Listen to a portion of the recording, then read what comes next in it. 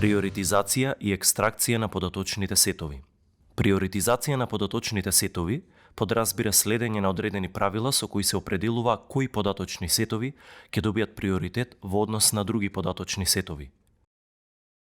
Приоритизација како процес во крајна линија треба да придонесе кон постигнување соодветен квалитет на податочниот сет, со цел да се овозможи поефикасна и поширока употребливост. Како што веќе е јасно констатирано, неупотребливите отворени податоци тешко или воопшто не може да се стават во функција на остварување на веќе нотираните придобивки од користењето на отворените податоци.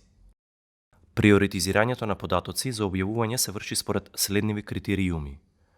Институциите отвораат податоци кои се веќе од отворен формат. Податоци од отворен формат се податоци кои се дефинирани преку објавена спецификација, која се одржува најчесто од меѓународна организација на стандарди. Податоците од отворен формат може да се користат независно и од комерцијален софтвер и од софтвер од отворен код.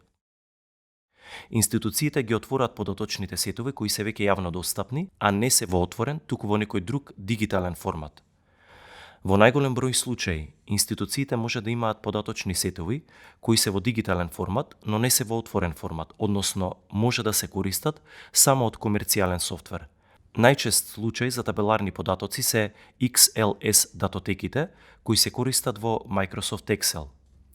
Институциите ги отвораат податоците кои се ажурирани, добро структурирани и со висок квалитет.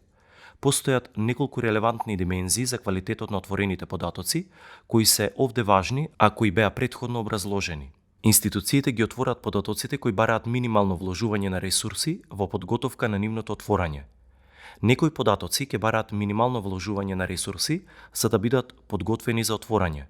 Ова особено се однесува за статични податоци, односно податоци кои не се менуваат многу често, или пак за податоци кои лесно може да се екстрахираат од информацијските системи на институцијата. Институциите ги отвораат податочните сетови за кои постои барање за отворање од потенцијални корисници, приватен сектор, граѓански сектор, други владени институции и така натаму. Институцијата може преку повеќе моделитети да утврди кои податоци од својот каталог се потребни за различни групи во општеството. Тоа може да се спроведе со анкета, разни настани или преку алатка за барање податоци преку порталот за отворени податоци. Институциите ги отвораат податочните сетови кои се чинат корисни, земајќи го предвид нивното користење на друго место. Институцијата прави анализа на меѓународни индекси на отвореност преку отворени податоци, со цел да утврди дали податочните сетови се сметаат за важни во меѓународни мерења, како што се индекс на отворени податоци и барометар за отворени податоци. Сите овие критериуми за определување на приоритети имаат еднаква тежина при одредувањето на конечната оцена и за секој исполнет критериум се добива вредност од 1. Конечната оцена е збир од поединичните оцени од сите 6 критериуми. Во однос на критериумите 1 и 2, доколку податочниот сет е од отворен формат, автоматски му се доделуваат 2 бода, односно се доделува по 1 бод и за критериум 1 и за критериум 2.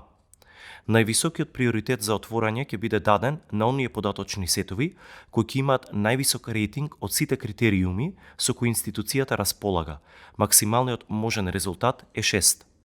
По комплетирање на објавувањето на податочните сетови со приоритетен резултат од 6, процесот продолжува со отворање на податочните сетови со приоритетна оценка 5 и така натаму, додека не се исцрпат последните серии со приоритетна оцена 1. Екстракција на податочни сетови. Постојат неколку начини на кои може да се екстрахираат податочните сетови, кои институциите ги водат со цел истите да се објават во отворен формат. Отворање на податоците од постоечки публикации или документи.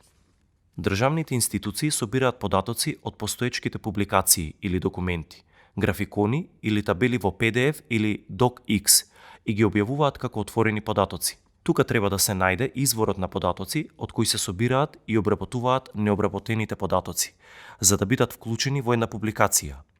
Во ова сценарио не постојат чекори за екстракција и трансформација.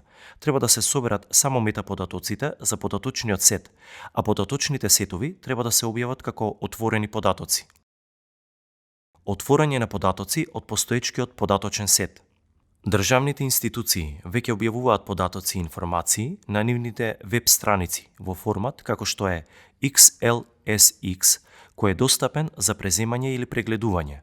Овде, во постојниот процес, организационата единица за IT ќе извлече или екстрахира, доколку податоците од публикацијата не ги задоволуваат критериумите за отворени податоци, ќе ги трансформира и објави податоците во формат на отворени податоци. Екстракцијата ќе ги изолира податоците и ќе ги филтрира од базата на податоци во униформен податочен сет. Трансформацијата опфаќа темелна проверка на квалитетот на податоци, како што е случај и во секој опкружување на податочните сетови. Например, со користење на единствени називи за полиња и содржини, без нејасни кратенки, со складирање на адреси на конзистентен начин, пишување имиња во целост и во ист формат и така натаму. Сето ова ќе се направи само за да се овозможи отворање на податочните сетови со највисок приоритет. Како конечен чекор, треба да се соберат метаподатоци за податочниот сет, а податочниот сет треба да се објави во форма на отворени податоци. Отворање на податоци од база на податоци. Во многу случаи, основните податоци се во база на податоци, која е креирана за апликација во поддршка на деловните процеси на државните институции. Основата на ова сценарио е дека податоците мора прво да се екстрахираат од IT одделот од базата на податоци на апликацијата пред да бидат подготвени за објавување како отворен податочен сет. Екстракцијата ќе се направи со користење на стандардни техники за читање на табели од системи за бази на податоци и ставање на располагање на таквите бази на податоци во форма на рамни датотеки.